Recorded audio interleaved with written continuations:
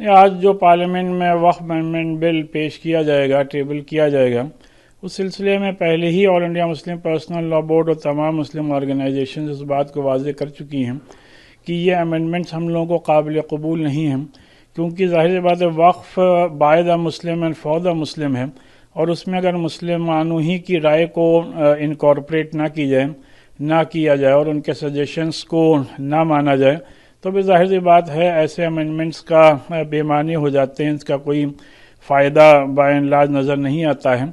तो लिहाजा हम सबकी डिमांड तमाम मेंबर्स ऑफ पार्लियामेंट से ही है कि इस बात को यकीनी बनाएं कि ये पार्लियामेंट से पास ना हो, और जो वक्फ एक्ट ऑलरेडी मुल्क में लागू है वो मोर देन इनफ है for the better management and for the better protection and development of Waqf properties.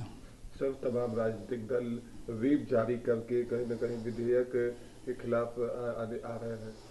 नहीं, जाहिर सी बात है जो भी पॉलिटिकल पार्टीज़ हैं जिन्होंने भी व्हिप जारी किया है, ये उनका अपना जाहिर सी बात इख्तियारात हैं, उस सिलसिले में हम लोग क्या कहें। लेकिन जो लोग भी ये समझते हैं कि हक़ और इंसाफ का क्या तकाजा है, और वक्फ जो कि मुसलमानों के लिए है, bye the Muslim for the Muslims हैं, उसमें अगर मुसलमानों की राय को और मुस्लिम ऑर्गेनाइजेशंस की सजेशन को इनकॉर्पोरेट ना किया जाए, तो जाहिर सी बात है इसका क्या फ़ायदा होने वाला है।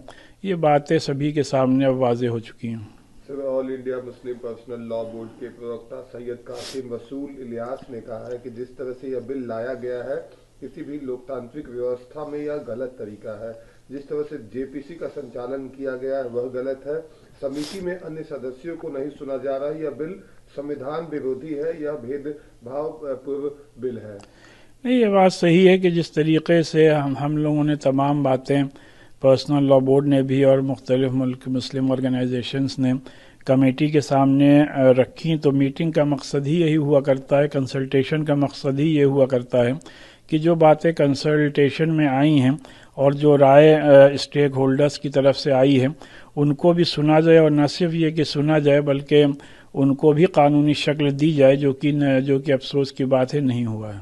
देखिए, ऑल इंडिया शिया फसला बोर्ड ने बाकायदा अपना बयान पूरी तरीके से वादे कर दिया है, और जेपीसी के सामने भी अपना पक्ष ऑल इंडिया शिया फसला बोर्ड ने रख दिया है। जिस तरीके से बिल को आज टेबल किया जाना है और 8 घंटे इसके ऊपर बहस होना है, तो अभी देखते हैं, बिल को आने दीजिए। बिल आएगा तो बिल आके देखते हैं कि इसके अंदर क्या होता है, क्योंकि अभी तो हमारे सामने कोई चीज़ है ही नहीं। जब हमारे सामने कोई चीज़ है ही नहीं तो हम चर्चा काहे की करें। ऑल इंडिया शिया फसला बोर्ड ने बाकायदा जो सुझाव दिए हैं वो सुझाव ऑल इंडिया शिया फसला बोर्ड के पास मौजूद है। हम देखते हैं कि उस सुझाव को माना गया है कि उस सुझाव को नहीं माना गया है, या उस सुझाव को नज़रअंदाज किया गया है। लिहाजा अभी बिल आता है, बिल आने के बाद में हम देखते, फिर हमारे पास बहुत से रास्ते हैं। ये नहीं है कि आज अगर तो बिल पास हो जाता है तो आज सारे रास्ते हमारे पास खत्म हो जाते हैं। सारे रास्ते खत्म ना होकर हमारे पास में अभी बहुत से रास्ते हैं, उन रास्तों के ऊपर विचार किया जाएगा। कुछ राजनीतिक दलों ने व्हीप जारी किया है और बिल का कहीं न कहीं विरोध किया है। देखिए, जहां तक के बिल के विरोध की बात है, जो राजनीतिक दल कर रहे हैं वो अपनी राजनीतिक रोटियां सेकने की बात कर रहे हैं। पूरी तरीके से जो व्हिप जारी करके रोटियां सेकने की बात कर रहे हैं। और मैं बाकायदा ये बात कहता हूं कि देखिए, सत्ता की पार्टी है, पार्टी का सत्ता में पूरा पूर्ण बहुमत है हाउस के अंदर। लिहाजा जब पूर्ण बहुमत है तो मैं ये समझता हूं कि इसके ऊपर उधम चेकड़ी करने से कोई फायदा नहीं है। बिल पूरी तरीके से पास हो जाएगा। अभी बहुत से रास्ते खुले हुए हैं, उस रास्तों को देखना पड़ेगा। Sir, all India Muslim personal law board के प्रवक्ता सैयद कासिम रसूल इलियासी ने कहा है कि जिस तरह से यह बिल लाया गया है किसी भी लोकतांत्रिक व्यवस्था में यह गलत तरीका है। जिस तरह से जेपीसी का संचालन किया गया है वह गलत है। समिति में अन्य सदस्यों को नहीं सुना गया है। यह बिल संविधान विरोधी है, यह भेदभाव पूर्ण बिल है। देखिए, जहां तक कि all India Muslim personal board का सवाल है, मुस्लिम पर्सनल बोर्ड अपनी राय रख रहा है और मुस्लिम पर्सनल बोर्ड ने प्रदर्शन किया पूरी तरीके से, मगर उन्होंने अपनी पूरी राय जो रखना चाहिए थी प्रेस कॉन्फ्रेंस करके वो नहीं रखी। आज जिस दिन बिल टेबल होने जा रहा है, बिल पेश होने जा रहा है, उस दिन वो अपनी राय रख रहे हैं, तो उस वक्त उनकी राय को कौन सुनेगा। ये कम से कम 1 हफ्ता 10 दिन पहले की बात थी कि 1 हफ्ता 10 दिन पहले प्रेस कॉन्फ्रेंस करके बाकायदा अपनी राय को रखना चाहिए था। मगर अब ये बिल आ जाने दे, जब बिल आ रहा है तो उसके बाद में देखते हैं। अभी हमारे पास सुप्रीम कोर्ट का दरवाज़ा है, सरकार से पुनः विचार का दरवाज़ा है, बहुत से दरवाजे हैं, उन दरवाजों को अभी खटखटाया जाएगा। लिहाजा इस पर घबराने की और परेशान होने की जरूरत नहीं है। मैं उम्मीद रखता हूं कि इंशाल्लाह वक्फ संशोधन बिल पार्लियामेंट में आज पास हो जाएगा और मैं खुदा से यही दुआ करता हूं कि अल्लाह इसको पास करा दे ताकि मुसलमानों की गुर्बत का खात्मा इस बिल के जरिए हो जाए। चूंकि हमारे बुजुर्गों ने वक्फ की थी जमीनें, इसलिए वक्फ की थी कि गरीब, कमजोर, लाचार, यतीम, बेवा मुसलमानों की इससे होने वाली आमदनी से मदद होगी, उनकी खुद किफालत होगी, उनकी तरक्की होगी, उनकी फलाह व बहबूद के लिए काम होंगे, उनके जन कल्याण पर ध्यान दिया जाएगा। मगर ये सब ना होकर के वक्फ बोर्डों के चेयरमैन, मेंबरान और संबंधित अधिकारियों ने भूमाफियाओं से मिलकर के करप्शन किया, खूब वक्फ की जमीनों को लूटा, खसोटा और वक्फ की जमीनों को बर्बाद कर दिया।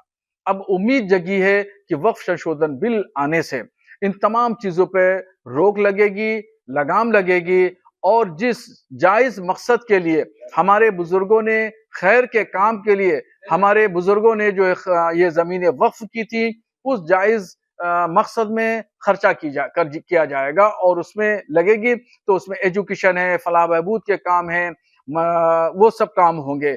और इससे जो लोगों मुस्लिम पर्सनल लॉ बोर्ड और खास तौर पर ओवैसी साहब मुसलमानों को डराने धमकाने का काम करते रहे और उन्होंने मुसलमानों के दरमियान बहुत गलतफहमी पैदा की और ये कहा कि मस्जिदें छीन ली जाएंगी, मदरसे छीन लिए जाएंगे, खानकाहें छीन ली जाएंगी, जबकि इस संशोधन बिल से ऐसा कुछ होने वाला नहीं है।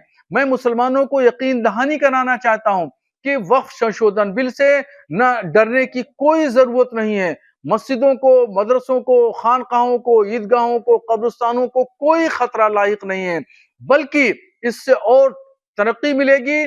और मेरा दावा है कि अगर वक्फ की प्रॉपर्टीज से होने वाली आमदनी जायज तरीके से गरीब, कमजोर मुसलमानों के लिए खर्चा की जाए तो मेरा दावा है, चैलेंज है कि पूरे हिंदुस्तान से कोई भी मुसलमान गुर्बत ज़्यादा नहीं रह जाएगा, मुसलमानों की गुर्बत खत्म हो जाएगी।